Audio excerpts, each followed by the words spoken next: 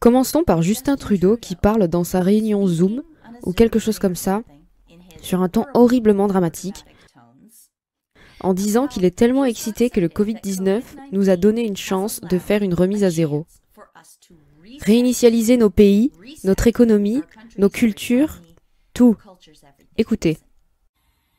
BBB signifie apporter un soutien aux plus faibles, tout en maintenant notre élan pour atteindre l'agenda 2030, pour le développement durable et les SDG. Le Canada est là pour écouter et aider. Cette pandémie a fourni une opportunité pour une remise à zéro. C'est notre chance d'accélérer nos efforts pré-pandémiques pour réimaginer des systèmes économiques qui répondent réellement aux défis mondiaux, comme l'extrême pauvreté, l'inégalité et le changement climatique. Il est loyal envers le gouvernement mondial, pas envers ce pays. Très bien. Mais qu'a-t-il dit quand les gens ont commencé à le remarquer? Quand les gens ont commencé à dire « Hey, nous ne voulons pas de cette grande réinitialisation. Nous ne voulons pas en faire partie, Justin Trudeau. » Voici ce que ce dernier avait à dire. Nous voyons beaucoup de gens tomber dans la désinformation, et si les députés conservateurs et d'autres veulent commencer à parler des théories de conspiration, bien c'est leur choix. Je vais continuer à aider les Canadiens à surmonter cette situation, à tirer les leçons de cette pandémie et à faire en sorte que le monde que nous léguons à nos enfants soit encore meilleur que celui que nous avons hérité de nos parents.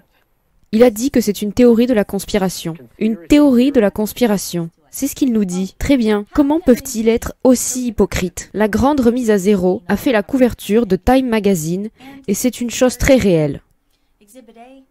Covid-19 plus la grande réinitialisation liait le virus avec ce nouveau plan du nouvel ordre mondial appelé Great Reset. Qui a écrit ça? Klaus Schwab. Le voici. Voici, à partir du site du Forum économique mondial, le moment d'une grande remise à zéro. C'était en juin 2020. Écoutez Klaus Schwab lui-même dire combien il est enthousiaste à l'idée que le moment soit venu.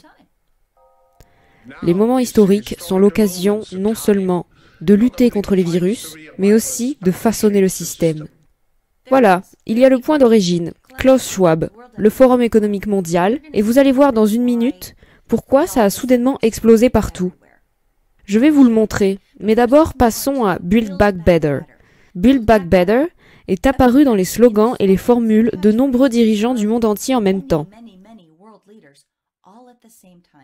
Regardons ici un montage qui a été réalisé par le Daily Mail. Je ne suis pas sûre à 100% de savoir qui sont tous ces gens. C'est Boris Johnson, Build Back Better en arrière-plan. Je ne sais pas qui c'est, mais elle a Build Back Better en arrière-plan. Si vous vous souvenez bien, Joe Biden en a fait un slogan de sa campagne, Build Back Better. Voici le Canada qui en parle, voici l'organisation de coopération et de développement économique Build Back Better. Voici le premier ministre pakistanais, Imran Khan, Build Back Better, comme vous pouvez le voir ici en bas. Mais que dit le journal The Sun? Le Sun dit « Il s'agit d'une nouvelle théorie bizarre de la conspiration sur le Covid-19, car les slogans Build Back Better dans le monde entier suscitent des revendications des régimes fascistes. » C'est un régime fasciste. Le Forum économique mondial est une organisation regroupant les plus grandes multinationales du monde. Et ce qu'ils font, c'est qu'ils essaient de créer des partenariats publics-privés. Ce qui était une des définitions du fascisme est une fusion entre entreprises et États. Les partenariats publics-privés ne sont que cela.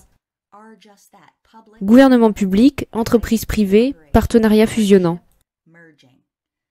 C'est pourquoi les gens craignent une prise de contrôle mondial par des partenariats publics-privés dirigés par le Forum économique mondial et d'autres organisations mondiales.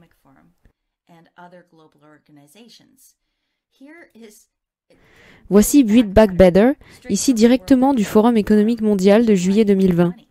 Building Back Better, celui-ci est un plan d'action pour l'industrie des médias, du divertissement et de la culture, mais il y en a d'autres.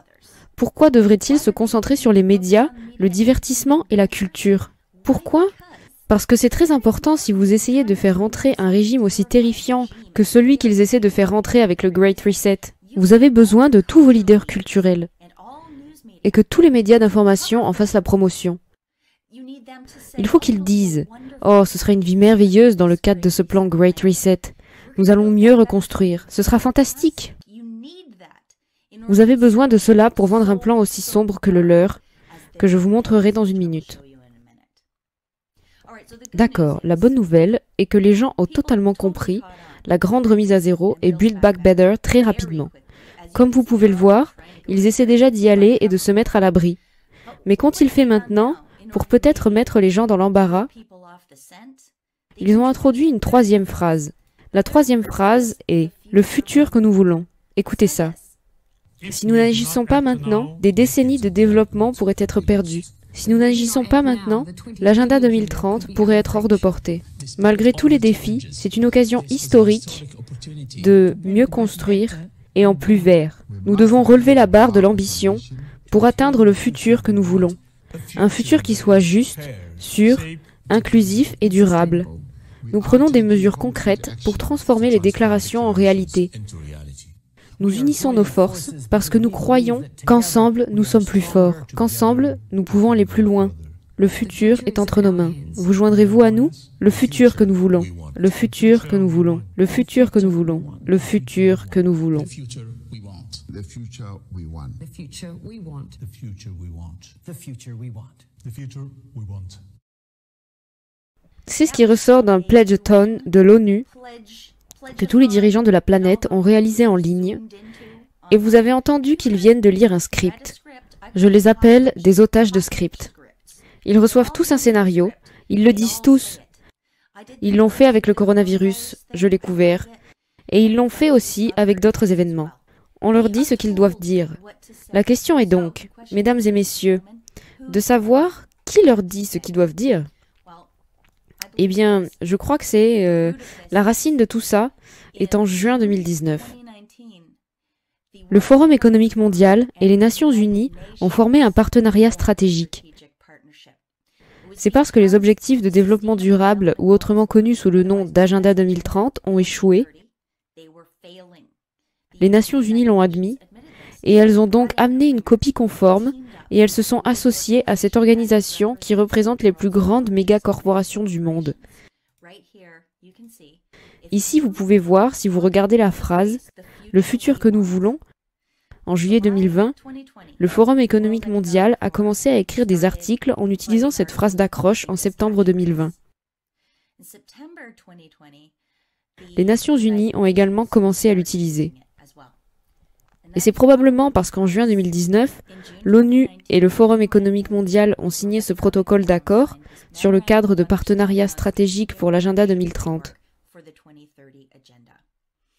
Voici ce qu'une organisation appelée FIAN International, et il représente 400 organisations de la société civile et 40 réseaux internationaux. Pour cette lettre qu'ils ont coécrite pour dénoncer l'accord du partenariat stratégique entre le Forum économique mondial et l'ONU, ils ont demandé aux Nations unies de mettre fin à cette relation. Laissez-moi vous lire un peu ce qu'ils ont écrit. Cet accord entre l'ONU et le Forum économique mondial officialise une prise de contrôle inquiétante de l'ONU par les entreprises. Cela fait dangereusement évoluer le monde vers une gouvernance mondiale privatisée et antidémocratique. Harris Glickman, ancien fonctionnaire de l'ONU et agrégé supérieur de recherche à l'Université du Massachusetts, déclare, je cite, « Cet accord stratégique est un coup pour les dirigeants de Davos, mais qu'offre-t-il à l'ONU et à la communauté internationale ? Cela donne à certaines entreprises les plus controversées un accès sans précédent au cœur de l'ONU. Pourtant, cela n'a même pas été correctement discuté par les pays membres de l'ONU, et certainement pas par le grand public. » Alors voilà. Et n'oubliez pas que les Nations unies ont écrit « C'est cette énorme bureaucratie pleine de traités, qu'ils disent souvent ne sont pas contraignants pour les nations, mais les nations agissent comme s'ils l'étaient. » Et il existe toutes sortes de mécanismes auxquels les Nations unies peuvent faire appel pour rendre ces traités et accords contraignants par le biais de campagnes de pression, d'interférences commerciales et ce genre de choses. Contraignant et tout aussi contraignant dans un certain sens. Il est tout à fait clair qu'une réponse beaucoup plus profonde, rapide et ambitieuse est nécessaire pour déclencher une transformation sociale et économique indispensable à la réalisation de nos objectifs pour 2030. Et quelle transformation ? Qu'est-ce qui leur a permis d'apporter cette réponse beaucoup plus rapide, plus profonde et plus ambitieuse à la transformation économique qu'ils souhaitaient ? Que s'est-il passé ?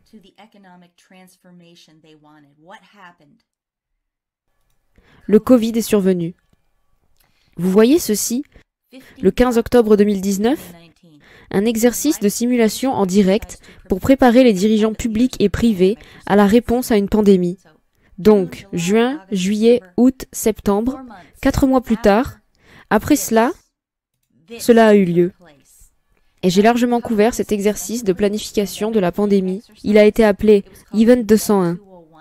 Je l'ai couvert dans cette vidéo, Mafia mondiale de la santé publique, vous montrant qu'Anthony Fauci était en fait au conseil d'administration de cette organisation et de nombreux autres personnages se chevauchent entre le Forum économique mondial, l'OMS, toutes sortes de choses. Il vous faudra aller les regarder. Et puis, j'ai fait des voix peu fiables, ce qui explique la façon dont ils ont utilisé les médias et les stars du sport, les PDG, les gens d'Hollywood et les gens de la musique pour faire avancer l'agenda. J'ai aussi fait une autre vidéo qui s'appelle Event 201, si vous voulez aller la voir sur BitChute. Regardons ça. De juillet 2020, pour mieux construire, il faut réinventer le capitalisme.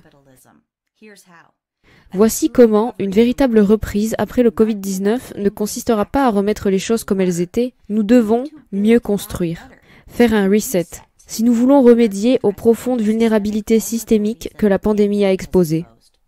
Forum économique mondial, juillet 2020. Voici une vidéo de 2016, tweetée par le Forum économique mondial, qu'ils ont depuis supprimée parce que cette vidéo a suscité une si mauvaise réaction. Les gens n'ont vraiment remarqué cette vidéo que cette année, lorsque tout le monde a commencé à parler du Great Reset très tard durant le Covid-19. Eh bien, ils ont trouvé cette vidéo de 2016 et le Forum économique mondial l'a supprimée. Ils n'ont pas aimé être rejetés, ils n'ont pas aimé la négativité. Ici, regardez cette vidéo. 8 prédictions pour le monde en 2030. Vous ne posséderez rien et vous serez heureux. Tout ce que vous voulez, vous le louerez et il sera livré par drone. Nous ne transplanterons pas d'organes. Nous allons en imprimer de nouveaux à la place. Vous mangerez beaucoup moins de viande. Un plaisir occasionnel, pas une nécessité. Pour le bien de l'environnement et de notre santé, 1 milliard de personnes seront déplacées par le changement climatique. Nous devrons faire un meilleur travail d'accueil et d'intégration des réfugiés. Il y aura un prix mondial du carbone. Cela permettra de faire entrer les combustibles fossiles dans l'histoire. Vous pourrez vous préparer à aller sur Mars. Les valeurs occidentales auront été testées jusqu'au point de rupture. J'ai changé la musique. Ils ne devraient pas s'en tirer en utilisant ce refrain joyeux au ukulélé sur tous leurs messages effrayants. Je pense qu'ils méritent ce genre de musique de mauvais augure, n'est-ce pas? Changeons-le. Au fait, merci à freefx.co.uk pour cette musique. Crédit complet à votre site web. Vous êtes un théoricien du complot lunatique qui déteste la Terre et est raciste. C'est ce qu'ils font à chaque fois. Et ici, regardez, il y avait aussi un article à ce sujet sur le site du Forum économique mondial en 2016. À ce stade, le titre est le suivant. Comment la vie pourrait changer dans ma ville d'ici à 2030? Mais à l'origine, le titre était Bienvenue en 2030. Je ne possède rien, je n'ai pas d'intimité, et la vie n'a jamais été aussi belle, disait-il. Et avez-vous vu? Ils ont choisi l'année 2030, et vous voyez que les Nations Unies sont l'agenda 2030. Ils ont donc le même calendrier et les mêmes objectifs. Ils veulent que vous soyez heureux, en ne possédant rien. Vous avez vu ce qu'ils disent? Tout ce que vous voulez, vous aurez à le louer. Bon, j'ai déjà parlé de ça, mais laissez-moi vous faire écouter 1 minute ou 2, je crois que c'est James Delingpole. En parlant de toutes ces notions de ne rien posséder, écoutez. Il parle des choses comme le fait qu'ils ne veulent plus que nous soyons propriétaires, que nous n'allons plus rien posséder, que cela nous sera fourni. Eh bien, qui possède la propriété? Qui nous la loue? Une sorte d'élite de l'ombre? Il s'agit d'une prise de contrôle par les technocrates. Et j'invite tous ceux qui pensent qu'il s'agit d'une sorte de théorie de la conspiration à faire un peu de recherche. La grande réinitialisation du Forum économique mondial, combinée avec l'agenda 2030 de l'ONU, tel qu'il est maintenant appelé, est une transformation complète de nos sociétés à travers le monde sur des lignes que je qualifierais de communistes ou de fascistes. Voici un extrait de ce document du Forum économique mondial, Build Back Better, où il est question d'une organisation appelée GARM qui travaille avec eux. Cela vient de la Fédération mondiale des annonceurs et ils ont fait des pages et des pages de sociétés qui ont promis leur loyauté à ça.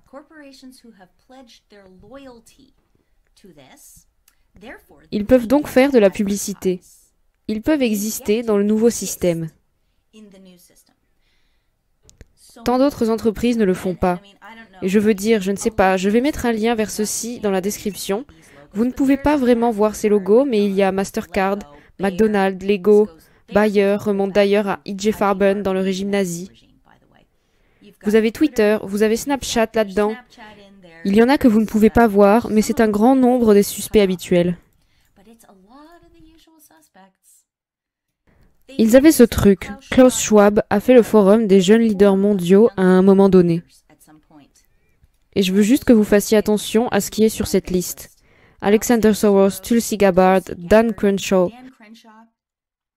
Mark Zuckerberg, David de Rothschild et Megan Rapinoe. Mais vous voyez, Dan Crenshaw est apparu après l'élection, presque le premier jour, et il a dit « Oui, je pense que Trump devait céder, passer à autre chose. Nous allons devoir accepter que, vous savez, que parfois vous perdez les élections. » C'est donc intéressant.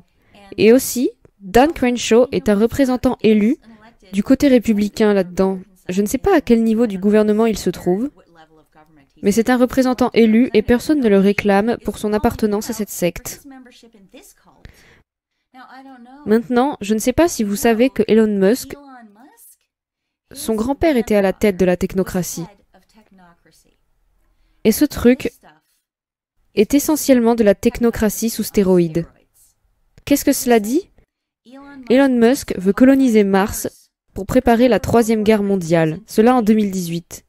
Souvenez-vous dans cette vidéo où il est dit qu'ils vont coloniser Mars. Ces mêmes points de discussion poussés par les leaders culturels, les directeurs d'entreprise. Maintenant, ils le sont tout autant. Steve Jobs était un leader culturel et un chef d'entreprise. Elon Musk est un leader culturel et un chef d'entreprise. Ils essaient de faire la même chose avec Jeff Bezos, Bill Gates et les autres. Ils ont aspiré tout l'argent, tout le temps d'antenne, tout le pouvoir, et maintenant ils essaient de vous dire que c'est une théorie de la conspiration que de rendre compte de ce qu'ils font.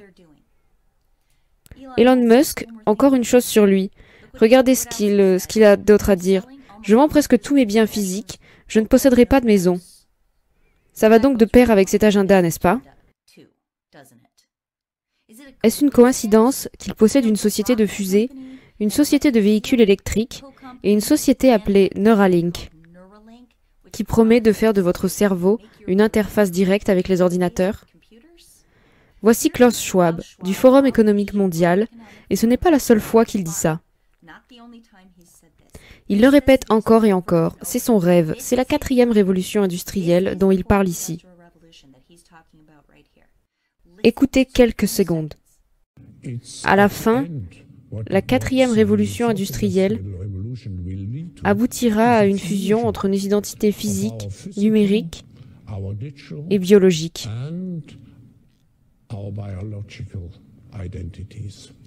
À ce point, c'est effrayant.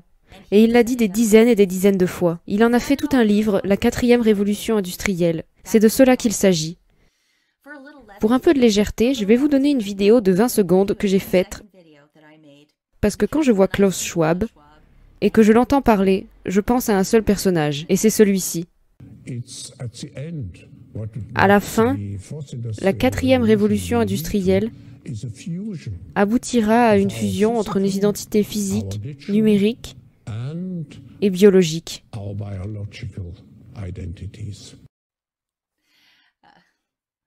C'est amusant, je dois juste décompresser de temps en temps et créer des choses pour pouvoir me moquer de lui.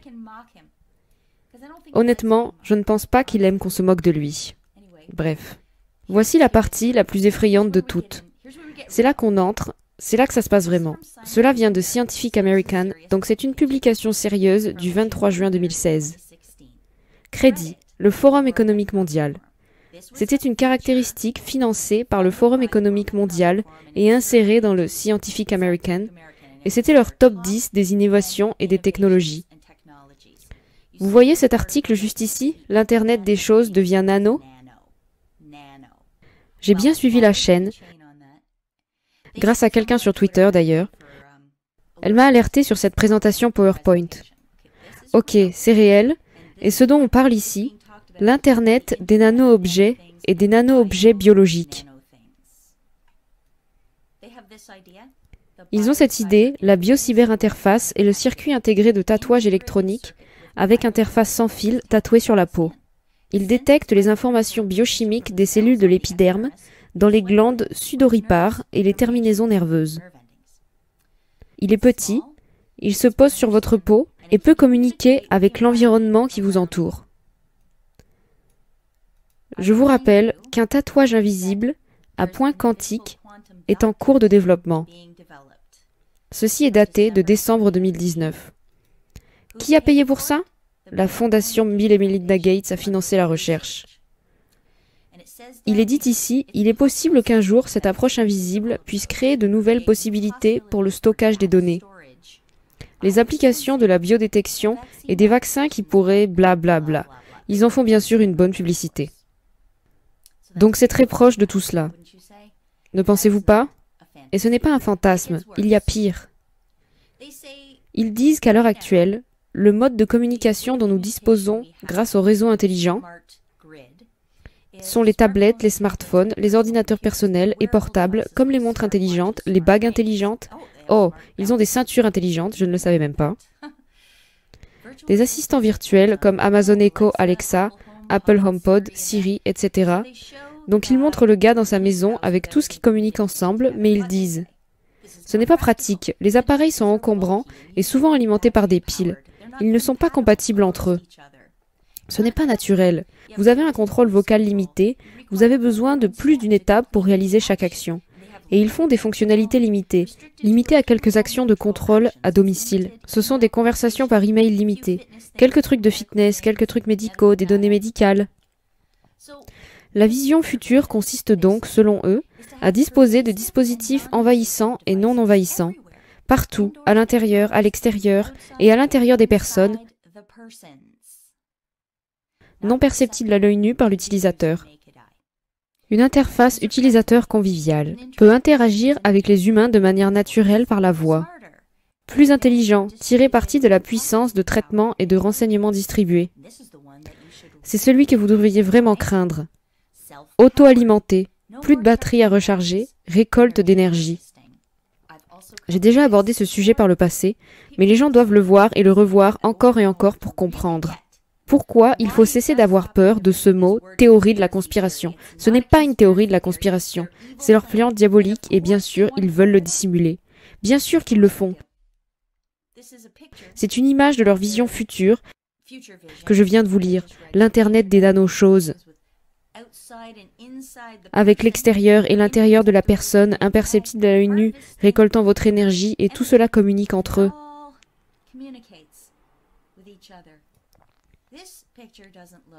Cette image n'a pas l'air si terrible. Cela a l'air bien pire. Concevoir une minuscule bio-nano-thing implantable appelée RIMOR pour détecter la communication entre les cellules du corps humain. Ceci communique entre vos bactéries et cette chose, RIMOR, qui, soit dit en passant, ils viennent d'admettre qu'ils peuvent mettre des choses dans votre corps sous forme d'aérosol. Quand ils disent implanter, je ne pense pas qu'ils aient besoin d'implanter un dispositif, mais ils pourraient aussi l'implanter via des injections. Évidemment, les nanoparticules sont très petites. À l'échelle nanométrique, on parle de nanoéchelle. Ils communiquent donc entre la bactérie, la chose implantée, par induction magnétique, vers un hub portable, par Bluetooth vers votre appareil mobile. Je ne vois pas pourquoi vous avez besoin de ces deux éléments, et ensuite par Wi-Fi à l'ensemble de l'Internet. Et bien sûr, ils disent, tout ça est pour votre santé. Oui, bien sûr. c'est pour notre santé. Ici, ils disent que les cellules peuvent se connecter sans fil à l'Internet. Application, cerveau, système de neuromodulation et régénération des cellules, problèmes cardiaques, fonction cardiaque, maladie de Crohn, ou projeter et mettre ce qu'ils veulent en vous, récolter les données qu'ils veulent sur vous. Regardons les choses en face. Ils ont promis des remèdes pour toutes sortes de choses à l'époque et nous n'en avons jamais obtenu aucun. Voici l'extrait vidéo de la 4e révolution industrielle diffusé par le Forum économique mondial lui-même sur sa page YouTube en 2016. Je vais vous faire écouter un petit clip que j'ai déjà passé une centaine de fois. Le voici. L'idée même d'être humain, comme une sorte de concept naturel, va vraiment changer. Notre corps sera si sophistiqué que nous ne pourrons pas vraiment distinguer ce qui est naturel de ce qui est artificiel. Vous l'avez entendu ? Elle a dit que nous devons accepter de laisser partir l'être humain qui est une sorte de concept naturel. Elle a dit aussi beaucoup d'autres choses vraiment effrayantes dans cette vidéo que je vous recommande d'aller voir. Ils admettent que cela va poser de nombreux problèmes de sécurité. Un tout nouveau lot de cybercriminels va naître, car imaginez, vous étant connecté à Internet, imaginez la terreur que les vrais psychocriminels pourraient faire. Ce que les hackers à l'esprit tordu pourraient faire. Toute l'extorsion, tout le chantage. On va détourner votre pacemaker si vous ne savez pas payer. Et tout ça encore et encore.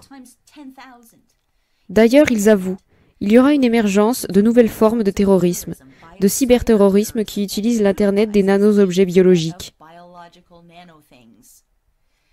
qui interagissent et piratent l'environnement biologique, c'est-à-dire votre corps. Voler les informations personnelles sur la santé d'une personne, créer de nouvelles maladies pour perturber les réseaux légitimes de nano-objets biologiques. Regardez, si les médecins peuvent allumer et éteindre votre insuline, c'est qu'ils peuvent faire grâce à un smartphone. Alors, qu'est-ce que les mauvais acteurs peuvent allumer et éteindre en vous? Si vous vouliez une armée de drones, ce serait une technologie très pratique, n'est-ce pas? Et quand vous pensez à ce qu'est la grande réinitialisation, à ce que nous voyons en ce moment, dans la réponse du Covid-19 avec le confinement, les personnes qui perdent leur emploi, les entreprises qui ferment, les chaînes d'approvisionnement sont gelées, les articles non essentiels sont bloqués. Devoir se couvrir le visage, devoir se tenir à l'écart les uns des autres, être séparés par du plexiglas. La 4e révolution industrielle affectera l'essence même de notre expérience humaine. Comme il l'a déjà dit, cela mènera une fusion de nos identités physiques, numériques et biologiques. Oui, des cyborgs qui vivront dans une matrice, une réalité virtuelle, car n'oubliez pas que nous ne posséderons rien et que nous serons heureux. Nous mangerons tous des hornworms, qu'ils appellent micro-bétail. Et si tout cela vous rend si misérable que vous pouvez vous retirer dans cette fausse réalité qu'ils construisent avec leur Internet des nano-objets biologiques.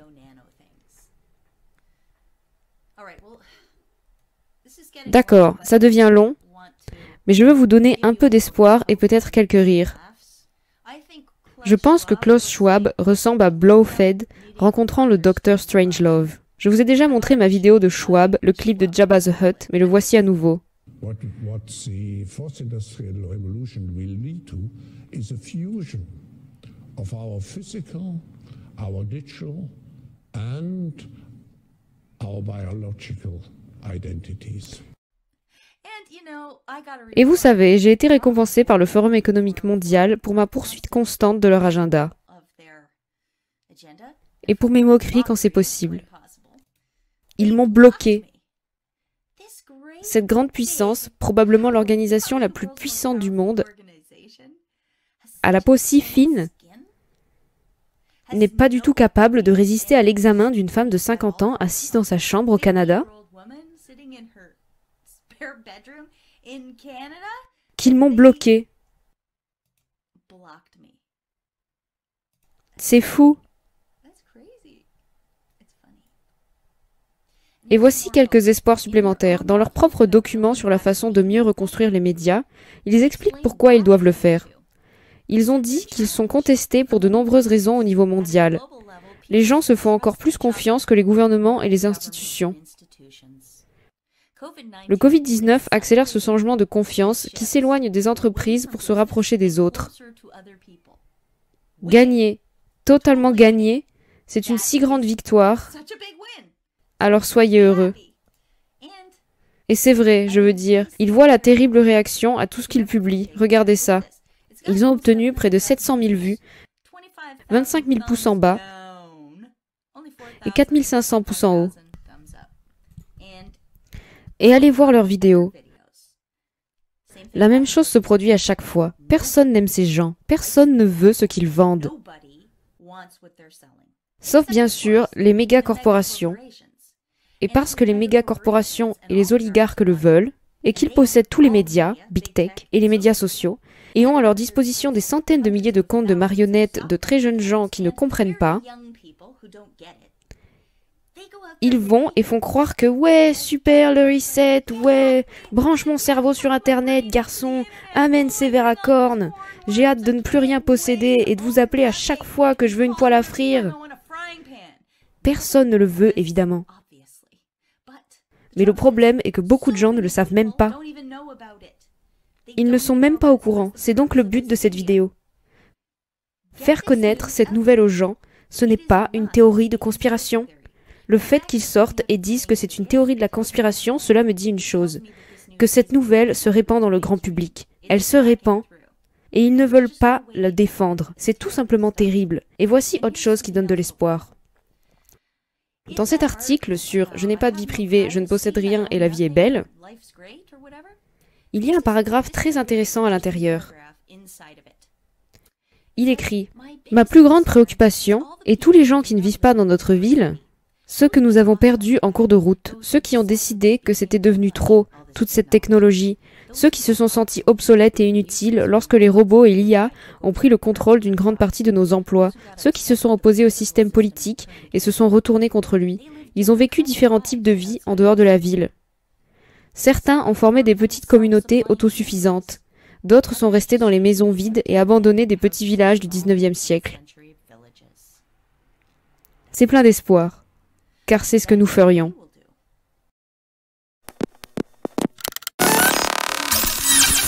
Outside, ready?